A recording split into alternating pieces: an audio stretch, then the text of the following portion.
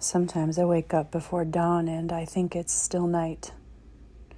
So I close my eyes again, but I can't fall asleep. And I start debating in my head, what's the virtue of more sleep if waking up later just makes me feel worse? Why didn't I just get up and, well, it's still dark out and that just doesn't feel right. So I lay there, just long enough for the daylight to start breaking through the blinds. Like a home invader, it snatches the sleep from my eyes.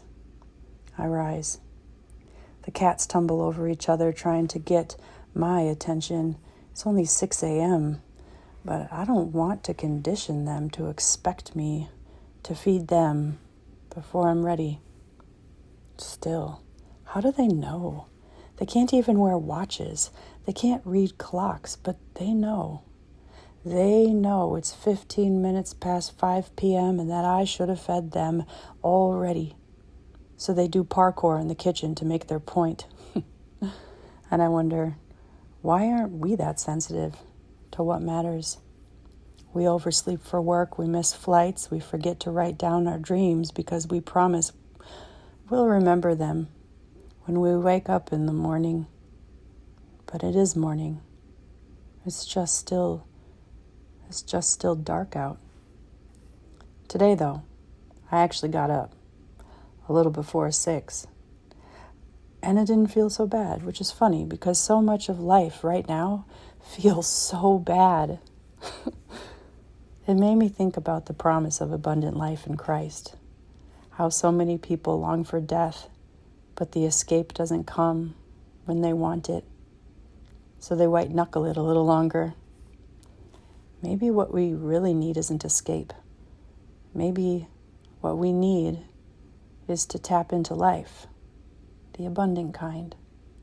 Hard as it is to define that around here.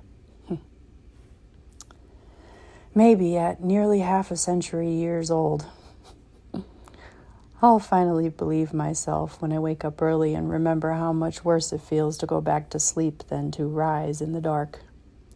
Maybe that's the pattern. And maybe that's what this has always been about. Not the one-off, not the exception, but the pattern.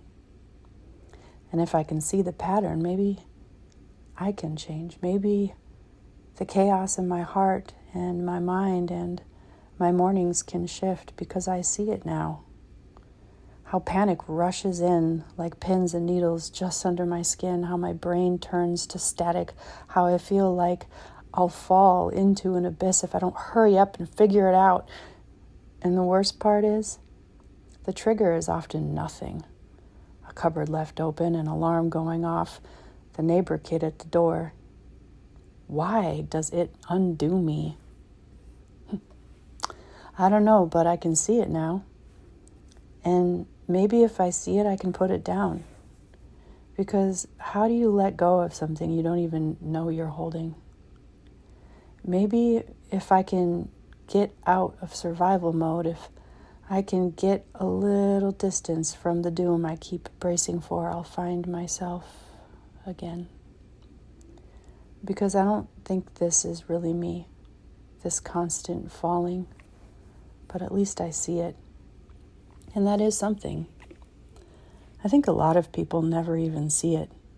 It's taken me this long to notice the thorns, that thorny bush in the center of my mind or the corner of the backside growing while I fought bigger battles. But now that it's quiet, I see the thistles, the briars, the temptation to feel shame, to see the neglect, this and that and the next thing. But the truth is, I seek first the kingdom, and maybe the adding all these things starts with uprooting the briars. One can hope. It's always in the wreckage that building begins. So here I am, building in the ruins with the God who knows so much more than I ever can. And that knowing that He knows, that's the truth. And that allows construction even while bombs are still going off. That's what I hold on to. That's the hope in the chaos, the way in the wilderness, the stream in the desert. It's subtle. It wasn't in the lightning or the thunder or the hail. It was in the whisper. People tell me they don't hear from God like I do, but I don't really think I'm exceptional. I just stopped expecting him to show up a certain way. I'm not the one who builds the box he's supposed to speak from. I'm not the architect of his voice. I'm the vessel, the broom, the paper he writes on.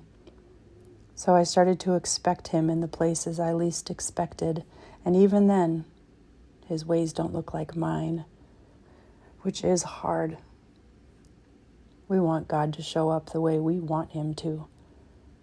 But what kind of God would he be if he couldn't transcend us?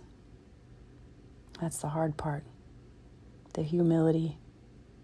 We don't know, but he does. And that has to be enough. And so as my thoughts meander through this sidewalkless pasture, I sip tepid coffee and stay in bed just a little bit longer. But at least I'm up.